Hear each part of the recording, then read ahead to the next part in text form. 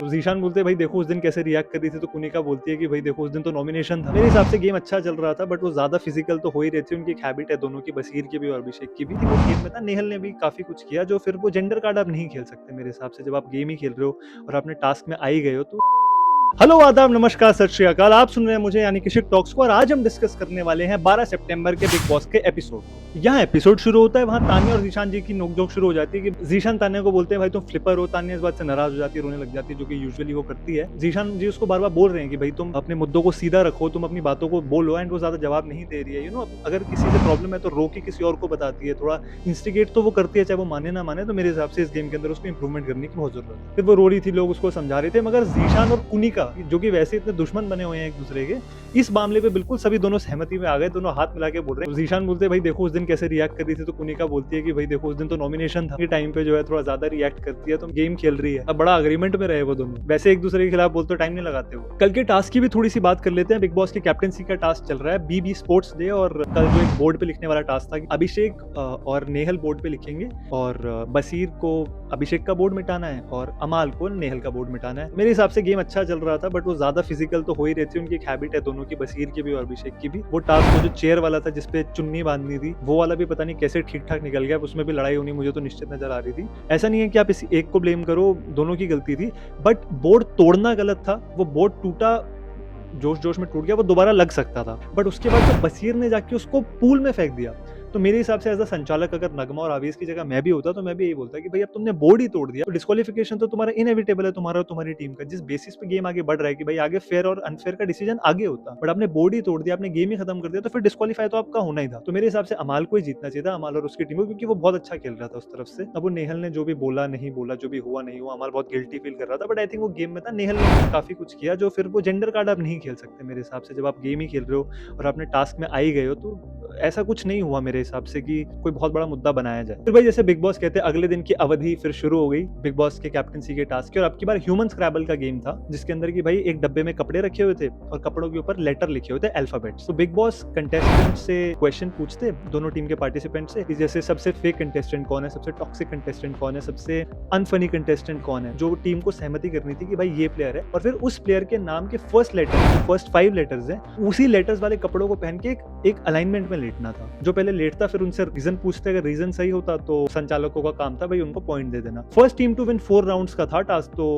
Game start हुआ, संचालक गौरव और अमाल थे और बहुत ही फेयर संचालन किया। अब रेड टीम की तरफ से आए थे मृदुल, आवेज, अशनूर, तान्या और फराना, और ब्लू टीम से आए थे बसीर, नीलम, नगमा, जीशान और शहबाज। तो मेरे हिसाब से ब्लू टीम थोड़ी वैसी वीक लग रही थी, शायद नेहल खेल सकती थी, बिकॉज वो काफी एक्टिव इन टास्क के अंदर, थोड़ा आपको फास्ट होना पड़ता है, प्रेजेंस ऑफ माइंड चाहिए, तो नेहल अच्छा खेल रही थी। और गौरव जी मेरे हिसाब से यहाँ पे बैक सीट ले गए। उनको बोलना चाहिए था कि बसीर तुम पिछले टास्क में पार्टिसिपेट कर चुके हो, तो उनको ऑब्वियसली थोड़ा आगे आना पड़ेगा गेम स्ट्रेटेजी में। पीछे बैठ बैठ के तुम जो बाकियों को पुश कर रहे हैं ना, बाकी मुद्दों बोल रहे हैं, ऑब्वियसली इस हफ्ते उनका परफॉर्मेंस इंप्रूव हुआ है, बट आई थिंक हो सकता है आगे भी वो बेटर कर सकते हैं। तो चलो संचालन उन्होंने फेयर किया, गेम में इन्वॉल्वमेंट था, तो वैसे देखा जाए तो ठीक ही था, but I think he has to come and compete a little more in the task, because वो भी बहुत इंपॉर्टेंट है घर के पर्सपेक्टिव से। नॉमिनेशन हो जाते हैं टास्क के बेसिस पे। भाई टास्क शुरू हुआ, रेड टीम ने थोड़ी इनिशियली लीड बना ली, मतलब थोड़ा एक था उनमें कोऑर्डिनेशन था, ब्लू टीम में कोऑर्डिनेशन की कमी दिख रही थी, थोड़े से प्लेयर्स थोड़े इनएक्टिव थे, है ना, थोड़ा सा presence of mind come use कर रहे थे कि अगर आप एक ही जगह खड़े होकर पहले सारे हेल्प कर दो एक दूसरे की, तब जाके फॉर्मेशन बना लो,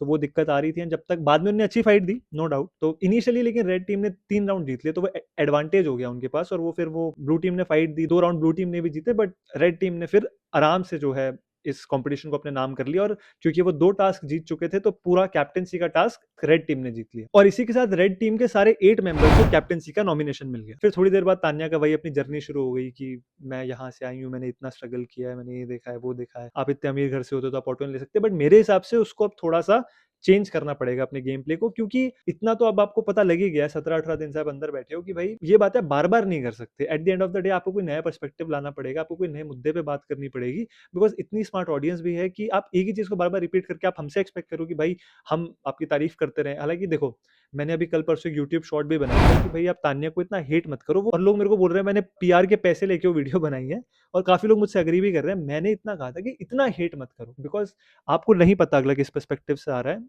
इतना हेट करके कोई फायदा नहीं है। आप उसके पहनावे का मज़ाक उड़ा रहे हो, आप उसके बोलने का, आप उसके क्या बातें करती है, थोड़ा मुझे भी लगता है कि हाँ, कभी-कभी वो बातें ठीक नहीं करती है, थोड़ा फेक मुझे भी लगता है। इतना हेट का रिक्वायरमेंट नहीं है, है ना? वो कंटेस्टेंट है, आप उसको जज करो, आप इसको हेट मत करो इतना ज़्यादा। उसके बाद अमाल ने नेहल का टॉपिक डिस्कस किया जो कल टास्क में हुआ था, बट मेरे हिसाब से नेहल ने सरप्राइजिंगली इसको बहुत अच्छे से हैंडल किया। अब देखो वो रो रही थी, उसका रिएक्शन था, रिएक्शन आप क्वेश्चन नहीं कर सकते, but at the end of the day उसने कुछ गलत नहीं बोला। अमाल बोल रहा था कि उसने कैमरे में बोला जाके या बशीर को बोला, बट जितना मैंने देखा ऐसा मुझे कुछ अलग नज़र नहीं आया। हाँ, वो अपसेट थी, बट उसने कुछ बोला नहीं। लास्ट में भी उसने अमाल से बात करी, भी उसने आई थिंक इतना ज़्यादा नहीं किया जितना वो हर बार बोलती है। मे बी अमाल उसका फ्रेंड है इसलिए, अगर ये कोई और होता तो इश्यू बहुत बड़ा क्रिएट होता, हालाँकि हुआ कुछ भी नहीं था। फिर कंटेस्टेंट्स को असेंबली रूम में बुलाया गया, बशीर की कैप्टेंसी खत्म हो गई। मेरे हिसाब से एक डिसेंट कैप्टेंसी उसने करी है, उसने स्टैंड भी लिया है, काम भी किया। अब देखो जहाँ पे क्रेडिट ड्यू है वहाँ पे किशिक टॉक्स जो है उसको ज़रूर क्रेडिट देते हैं, ऐसे हम लोग क्रेडिट नहीं छीनते किसी का, जो अच्छा कर रहा है अच्छा बोलेंगे भाई। फिर रेड टीम के प्लेयर्स ने एक-एक करके अपनी दावेदारी पेश करी कि भाई उन्हें क्यों कैप्टन बनना चाहिए। मृदुल ने स्पीच दी, तान्या ने स्पीच दी, अच्छी स्पीच दी, अशनूर ने अच्छा बोला,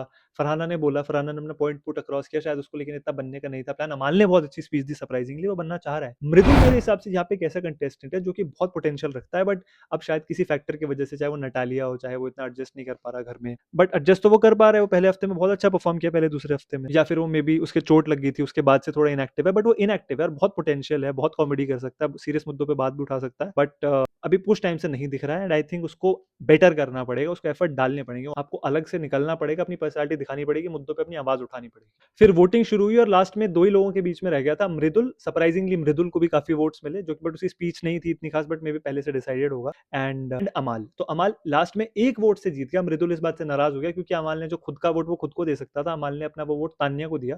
तो मृदुल कह रहा था भाई आपको 1 वोट अपने आप को नहीं देना तो मुझे दे देते, थोड़ा वो अपसेट हो गया इस बात से। अमाल जो कैप्टन बन गया घर का, एंड मेरे को लग रहा है उसने बहुत अच्छा किया, टास्क में परफॉर्म किया, अपनी परफॉर्मेंस को इंप्रूव किया। सलमान खान को उसने प्रॉमिस भी किया था कि भाई वो अच्छा करेगा, और उसने अच्छा किया है। फिर असेंबली हॉल से निकलते ही अमाल बोलता है कि अगर ऐसे कैप्टन मुझे किसी को बचाने का मौका मिलेगा तो मैं नीलम को बचाऊंगा, बट इस बात से फिर तान्या शायद नाराज हो जाती है। वो शायद उसका नाराजगी का कारण ये होता है कि अमाल उसमें हमेशा इंपल्सिव होता है, जो भी है। तान्या थोड़ा सा ज्यादा नाराज हो रही है ना, थोड़ा ज्यादा सेंसिटिवली हैंडल कर रही है। बिग बॉस के घर में आया, व्हाट डू यू एक्सपेक्ट। मगर जब अमाल एज कैप्टन अपनी ड्यूटीज जो है डिस्ट्रीब्यूट कर रहा था घर की, तो फरहाना ने बहुत इशू बनाया। उसको इशू ये था कि जीशान ने और बसीर ने खुद मिलकर डिसाइड कर लिया कि वो किसको कैप्टन बनाएंगे, फरहाना से नहीं कंसल्ट किया, बट वो इशू उसका उन दोनों से है। तो अगर आप अमाल की कैप्टनसी में ऐसे प्रॉब्लम क्रिएट कर रहे हैं तो ये जस्टिफाइड नहीं है मेरे हिसाब से, सिर्फ आप फुटेज के लिए कर रहे हो। चलो ठीक है, गेम प्लान है आपका, बट ये ठीक स्ट्रैटेजी नहीं है। अमाल ने समझाया भी उसको, उसका राशन कम कर देंगे, उसको बेड नहीं देंगे, जो भी उसने किया, बट वो ज्यादा कुछ नहीं होगा। फरहाना ने लास्ट में एपिसोड के बोल ही दिया था कि वो किचन की ड्यूटी संभाल लेगी। कुनिका जी और नीलम डिस्कस कर रहे थे। अब मैं कुनिका जी इसलिए बोलता हूँ, भाई उनकी एज ज्यादा है, बहुत बड़ी आर्टिस्ट है, हालांकि वो घर में थोड़ी सी बात कर रही है जो ठीक नहीं है, बट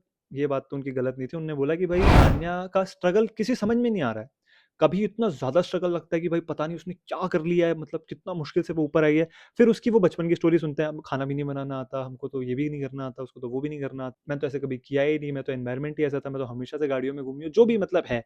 पर्सपेक्टिव क्लियर नहीं हो पा रहा है ऑडियंस को कि भाई वो है क्या, वो कहाँ से आ रही है, वो क्या पुट अक्रॉस करना चाह रही है ऑडियंस को। तो आई थिंक वो उसको गेम प्लान पे अपने काम करने की बहुत जरूरत है। एपिसोड के एंड में भी शहबाज इसी बात का मजाक उड़ा रहा था। कभी तान्या बता रही है हमारे घर पे जो लिफ्ट लगी हुई है फैक्ट्री में, आपको कन्वर्टर लगाना पड़ता है, आपको सोलर पैनल लगाना पड़ता है। तो शहबाज बोल रहा है कि अपने पापा को कम कैमरा देख के शहबाज बोलता है कि पापा आप कहाँ थे जब इसके पापा काम कर रहे थे, तो आप क्या कर रहे थे।